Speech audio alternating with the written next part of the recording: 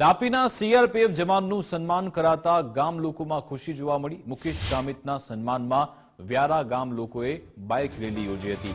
રાષ્ટ્રપતિ દ્રૌપદી મુર્મુના હસ્તે તાપીના જવાનનું સન્માન થયું હતું। ચાપાવાડી ગામના મુકેશ કુમાર ગામિતનું શૌર્ય ચક્રથી સન્માન થયું। 19 ડિસેમ્બર 2021માં આતંકીઓ સામે અથડામણ થઈ હતી। પોતાના સાથી જવાનનો જીવ બચાવી આતંકવાદીને ઠાર માર્યો। અંધાધૂંધ ફાયરિંગ વચ્ચે સીઆરપીએફ જવાને હિંમતભેર આતંકવાદી સામે બાથ ભીડી હતી। આતંકવાદીની રાઇફલનું બેરલ ઉપર કરી સાથી કર્મીનો જીવ બચાવ્યો। બહાદુરી બદલ રાષ્ટ્રપતિના હસ્તે સીઆરપીએફ જવાનનું સન્માન કરાયું। શૌર્ય ચક્ર પુરસ્કારથી સન્માનિત કરાયા તાપીના વ્યારા ઉત્સાહમાં માહોલ જોવા મળ્યો। ગામ લોકોએ બાઇક રેલી યોજી હતી।